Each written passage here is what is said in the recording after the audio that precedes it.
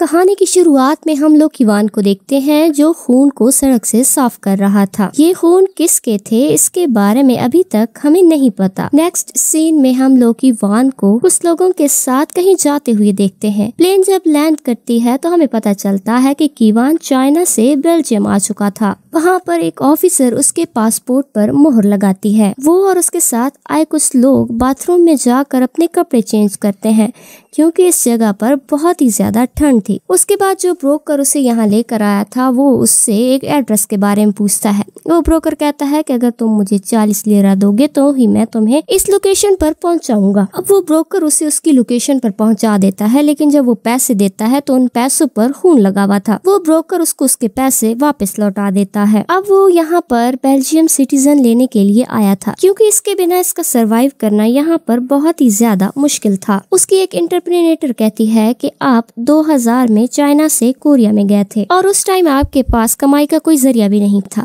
تو پھر پاسپورٹ بنانے، بروکر کو دینے اور پھر ہوائی جہاز کرنے کے پیسے آپ کے پاس کہاں سے آئے؟ وہ گھبراتے ہوئے کہتا ہے میری ماں۔ اور پھر ہم دیکھتے ہیں کہ یہاں سے سین سیدھا پاسٹ میں شفٹ ہوتا ہے۔ ہم دیکھتے ہیں وہ اپنی ماں سے کہہ رہا تھا کہ مجھے بہت برا لگتا ہے کہ آپ ایک ماں ہونے کے ناطے اتنا کچھ کرتی ہو اور میں ایک جوان ہٹا کٹا بیٹا ہونے کے ناطے کچھ بھی نہیں کر پا رہا۔ جس پر اس کی ماں اسے کہتی ہے کہ ہر ماں چاہتی ہے کہ اس کا بیٹا ہمیشہ محفوظ رہے، اسی لیے دوبارہ سے ایسی بات مت کرنا۔ وہ کہتا ہے کہ اگر میں جن کو باس سے پٹتے ہوئے دیکھ کر چپ رہتا تو مجھے چھپنا نہ پڑتا اور اب آپ کو میرے لیے اتنا کام نہ کرنا پڑتا۔ جس پر اس کی ماں کہتی ہے کہ تم نے اسے بچایا تھا، اس میں تمہاری کوئی غلطی نہیں ہے۔ کیوان کی ماں ایک ریسٹورینٹ میں ویٹرز کا کام کرتی تھی۔ اب سین شفٹ ہوتی ہے۔ اب پریزنٹ میں ریفیوجی آفیسر پوچھتی ہے کہ کیا آپ کورین چائنیز ہے جو چائنا سے بھاگ آیا ہے اور سیٹلمنٹ کے لیے سبسڈی مانگ رہا ہے؟ تو وہ کہتا ہے نہیں، میں کورین ہوں۔ اس کے بعد اس کی انٹرپرینیٹر اسے بتاتی ہے کہ سبسڈی دینے کے لیے آپ کو ایک اور کورٹ ہیئرنگ کے لیے آنا ہوگا۔ وہ پوچھتا ہے کہ تب تک میں یہاں کیا کروں گا؟ وہ کہتی ہے کہ تمہیں تب تک انتظار کرنا ہوگا۔ اس کے بعد کیوان وہاں پر ایک سستے ہوٹل میں رہنے کے لیے چلا جاتا ہے۔ پھر وہ اپنے والیٹ میں سے اپنی ماں اور اپنی بچپن کی تصویر دیکھتا ہے۔ پھر وہ دیکھتا ہے کہ اس کے پاس بہت سے پیسے مگر ان پیسوں پر خون لگا ہوا تھا۔ وہ اپنے کمرے میں آتا ہے تو اس کا دوست اپنی گرل فرینڈ کے ساتھ ہوتا ہے۔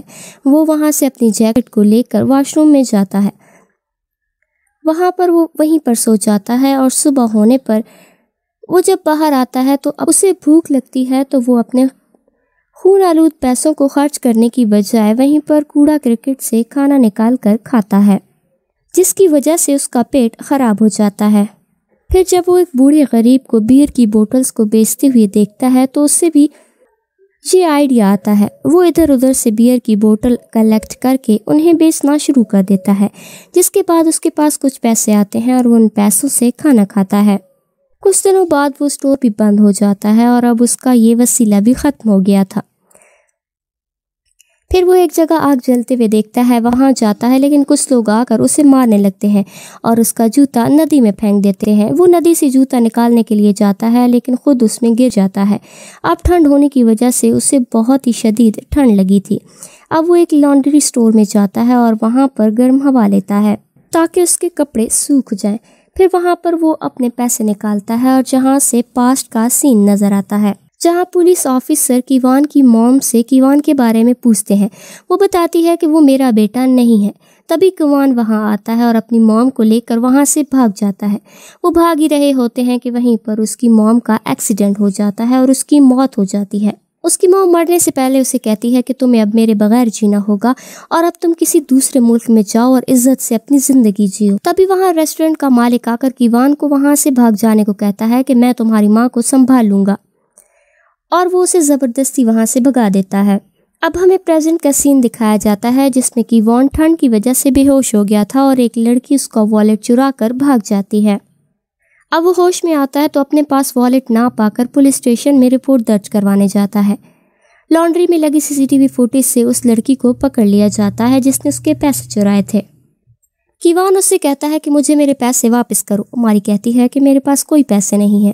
کیوان اس سے کہتا ہے کہ جو پیسے تم نے خرچ کر دی وہ میری ماں کی لاش کو بیچ کر لیے گئے تھے۔ اب سین دوبارہ سے پاس میں شفٹ ہوتا ہے جہاں پر وہ ریسٹورینٹ اونر اس سے پاسپورٹ، فلائٹ ٹکٹ اور ڈھیر سارے پیسے لا کر دیتے ہیں۔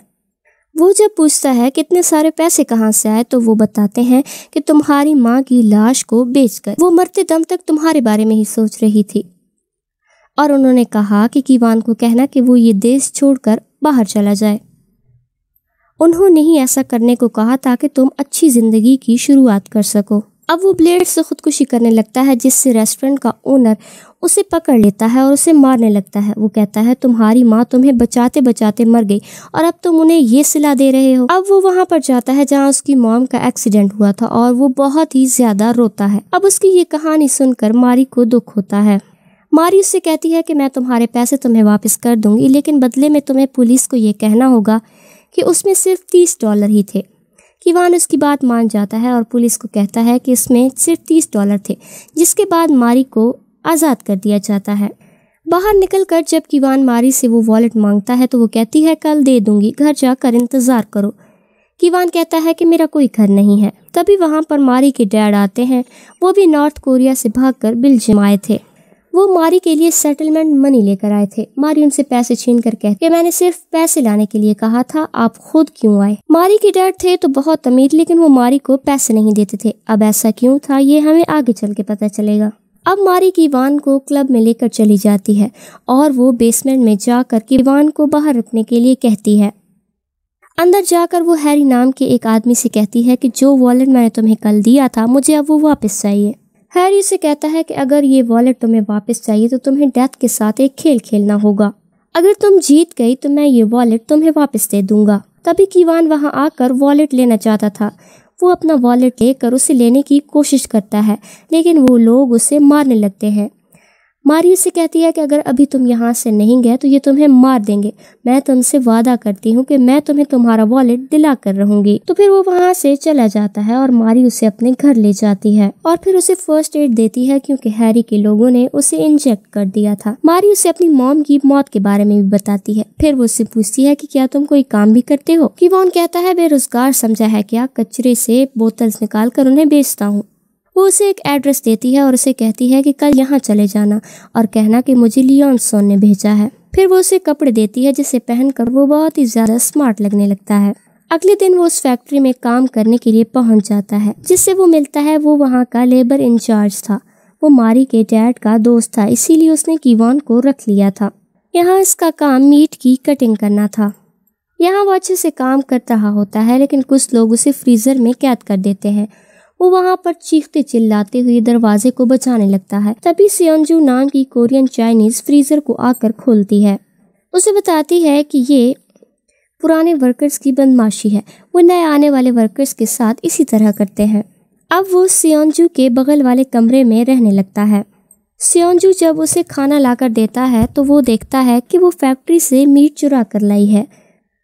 کیون اسے نہیں کھاتا، لیکن وہ کہتی ہے کہ جتنے پیسے ہمیں فیکٹری سے ملتے ہیں اس سے ہماری ضرورتیں پوری نہیں ہوتی، مجبوراً ہمیں یہ سب کرنا ہی پڑتا ہے اور اپنی چھوٹی بیٹی کا علاج بھی کروانا ہے۔ جس کے بعد کیون اس میٹ کو کھانے لگتا ہے۔ اب ہم ماری کو دیکھتے ہیں جو کیوان کا والیٹ لینے کے لیے ہیری کے کہے کے انوسار گیم کھیلنے کے لیے جاتی ہے۔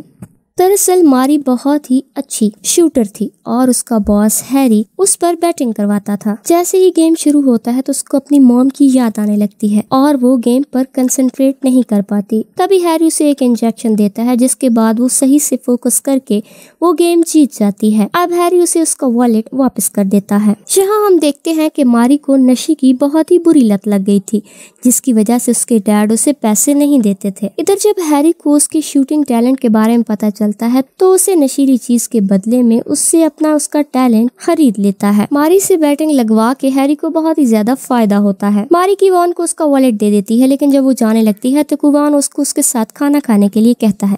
اب وہ گھر جا کر سیونجو سے کچھ میٹ لیتا ہے اور ماری کے لیے کھانا بناتا ہے۔ ماری اس سے پوچھتی ہے کہ یہ سارے یوٹینسل تم کہاں سے لائے؟ وہ کہتا ہے کہ صبح کے وقت لوگوں میں چیزیں بانٹتے ہیں، میں صبح وہاں چلا جاتا ہوں اور چیزیں لے آتا ہوں۔ ماری کو اس کا کھانا بہت ہی زیادہ पसंद आता है। अब वो दोबारा से सुबह सब्सिडी के लिए सब्सिडी ऑफिस जाता है। सब्सिडी ऑफिसर उससे कहती है कि हमने हॉस्पिटल से पता किया था कि उन्होंने तुम्हारी मॉम की लाश को बेचकर पैसे लिए थे या नहीं। कीवान कहता है कि लाशों को बेचना और खरीदना इलीगल काम है, वो भला आपको ये सब क्यों बताएंगे। मगर वो एविडेंस मांगते हैं कि वो चाइनीज नहीं बल्कि नॉर्थ कोरियन है, और अगर वो ये साबित ना कर पाया तो वो लोग उसे दोबारा से चाइना भेज देंगे, जहाँ पर उसकी जान को खतरा था क्योंकि चाइना की पुलिस अभी भी उसे ढूंढ रही थी। इसके बाद जब वो फैक्ट्री में जाता है तो वो सियोंजू से कहता है कि कोर्ट को विटनेस चाहिए ताकि उन्हें ये साबित कर सकूं कि चाइनीज नहीं मैं कोरियन हूँ। वो कहता है कि क्या आप मेरा साथ दे सकती हैं, जिस पर सियोंजू कहती है हाँ बिल्कुल, क्यों नहीं। अब वो सियोंजू के लिए मछली लेकर आ रहा होता है कि एक शख्स से उसकी टक्कर होती है जिससे बियर की बोतल गिरकर टूट जाती है। वो शख्स उसके साथ लड़ाई करने लगता है और इसी लड़ाई में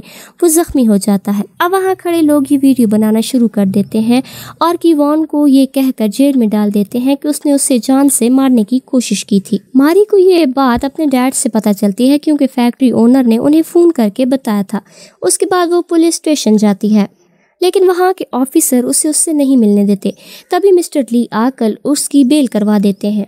मिस्टर ली उसे एक लॉयर का कार्ड देते हुए कहते हैं कि मुझे पता है तुम्हारी रेफ्यूजी क्लीनिंग चल रही है, ये तुम्हारी मदद करेगा। इसके बाद वो कहते हैं मेरी बेटी बहुत ही सेंसिटिव है और उसे किसी स्ट्रॉन्ग मैन की जरूरत है, लेकिन तुम उसके काबिल नहीं हो, इसीलिए तुम अब उससे मत मिलना। अब कीवान को दिल में कुछ महसूस होता है मारी के लिए। मिस्टर ली के मना करने के बाद भी उसे बार बार मारी की याद आ रही थी। नेक्स्ट डे मिस्टर ली के लॉयर कीवान से मिलते हैं और उसके साथ कोर्ट में जाते हैं, जहां उसने सियोंजू को बयान देने के लिए भी बुलाया था कि वो नॉर्थ कोरियन है। मगर सियोंजू सबसे ये कहती है कि वो क्यों नॉर्थ कोरियन नहीं बल्कि चाइनीज है, वो रिफ्यूजी सब्सिडी लेने के लिए ये सब कर रहा है। फैक्ट्री का लेबर इंचार्ज भी यही कहता है। आखिर वो कौन था जो नहीं चाहता था कि वो यहाँ ना रुके, वो हमें आगे पता चलेगा। उनकी बातें सुनकर वो पागल हो जाता है। नेक्स्ट डे वो सियोंजू से मिलने जाता है और उससे पूछता है कि मैंने आपका क्या बिगाड़ा था, आपने झूठ क्यों कहा। वो कुछ भी नहीं कहती। जब वो कुछ भी नहीं बताती तो वो गुस्से से मारी से मिलने जाता है। मारी उसे देखकर दरवाजा बंद कर देती है। तभी हम उसके घर पर हैरी को देखते हैं जो उसे दोबारा से एक मैच खेलने के लिए कहता है। वो मना करती है तो वो उसे नशीली पाउडर देता है कि क्या तुम्हें ये चाहिए या नहीं, क्या तुम अपने उस रेफ्यूजी यार के साथ कुछ भी करो, लेकिन तुम ये मत भूलो कि तुम्हारा मेरे ऊपर कितना कर्ज है। मारी भागकर कीवान के घर जाती है, लेकिन वो वहाँ से जा चुका था। अब हम मारी को गेम खेलते हुए देखते हैं, मगर आज वो जानबूझकर हारना चाहती थी। वो गलत निशाना लगाती है जिस पर हैरी उससे गुस्सा करता है। मारी उससे कहती है कि मुझे बहुत जरूरी काम है और ये कहकर वो वहाँ से चली जाती है। दूसरी तरफ हम फैक्ट्री से कीवान को निकाले जाने के बाद देखते हैं। अब वो एक रेस्टोरेंट में वेट्रेस का काम करता है। तभी सियोंजू उससे मिलने आती है और बताती है कि ट्रायल से पहले रेफ्यूजी ऑफिस से कोई आदमी फैक्ट्री पर आया था और उसने कहा था अगर तुम्हारे डॉक्यूमेंट्स गलत साबित हुए तो वो तुम्हें काम देने के लिए फैक्ट्री को बंद कर देंगे। फैक्ट्री ओनर रिस्क नहीं लेना चाहता था, इसीलिए उन्होंने मुझे फोर्स किया कि अगर मैंने कोर्ट में तुम्हें चाइनीज कह दिया तो वो मेरा वीजा करवा देंगे। मुझे अपनी बेटी के इलाज के लिए पैसों की जरूरत थी, इसीलिए मैंने ऐसा किया। कीवान कहता है कि अब आप मुझसे क्या चाहती हैं, कि मैं सब कुछ भूल जाऊं? जिस पर वो बताती है कि नहीं, फैक्ट्री ओनर ने मुझे भी निकाल दिया है और अब मैं चाइना वापस जा रही हूँ, मैं बस तुमसे माफ़ी मांगने आई हूँ। इसके बाद वो वहाँ से चली जाती है।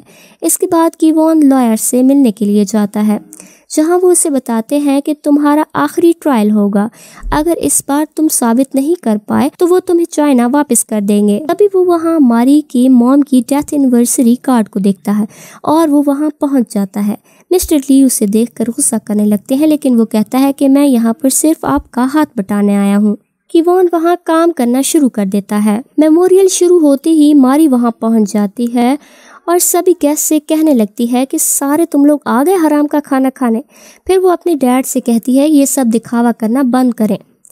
उसके डैड उसे चुप होने के लिए कहते हैं, मगर मारी वहाँ सारी चीज़ें तोड़ फोड़ना शुरू कर देती है और चाकू उठाकर खुद को हर्ट करने लगती है। मगर कीवान वहाँ आकर चाकू पकड़ लेता है जिससे उसका हाथ कट जाता है। ये देखकर मारी वहाँ से भाग जाती है। फिर थोड़ी देर के बाद कीवान मारी के घर पहुंचता है, देखता है कि वहाँ सब धुआं धुआं हो गया है। वो दरवाज़ा तोड़कर अंदर जाता है तो वो देखता है कि केतली जल चुकी है और मारी नशे की इंजेक्शन लेने की कोशिश कर रही है। वो उससे मना करता है लेकिन वो नहीं मानती।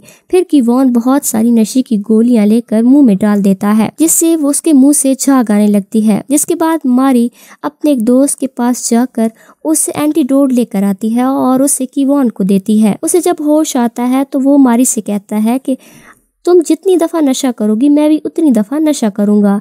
तुम बर्बाद होना चाहोगी तो मैं तुम्हें सही राह पर दिखाऊंगा। इस इंसिडेंट के बाद वो दोनों साथ रहने लगते हैं और अब दोनों को रियलाइज हो चुका था कि वो दोनों एक दूसरे से बहुत प्यार करते हैं। नेक्स्ट सीन में मारी कीवान को तैयार कर रही होती है कि तभी एक लॉयर उसके लिए लेटर लेकर आता है। वो लेटर चाइना से आया था जो सियोंजू ने उसके लिए भेजा था। उसमें कुछ न्यूज़पेपर के आर्टिकल थे जिसमें कियोन के बारे में कुछ छपा था। उस आर्टिकल में कियोन और उसकी मॉम की कोरिया से भागकर चाइना आने के बारे में लिखा हुआ था।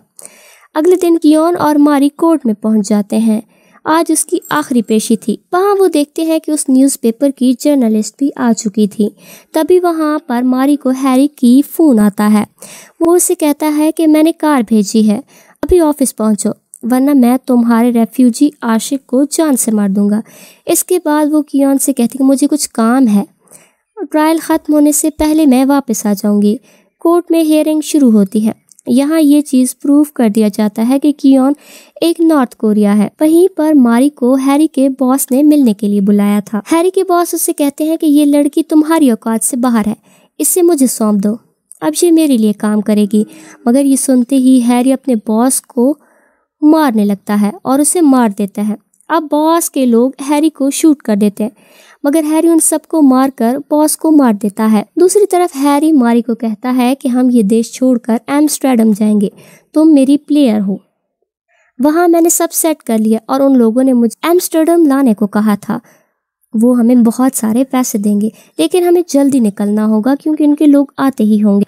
मारी उससे मना करती है लेकिन वो कहता है कि तुम्हारे पास और कोई दूसरा रास्ता नहीं है, बॉस के लोग तुम्हें भी मार देंगे। तभी वहां पर कीवान आता है और हैरी उसे मारने लगता है। वो उसे मारने ही वाला था कि मारी उसके हाथ पर शूट कर देती है। वो उसे जान से मारना चाहती थी लेकिन कीवान उसे मारने से रोकता है।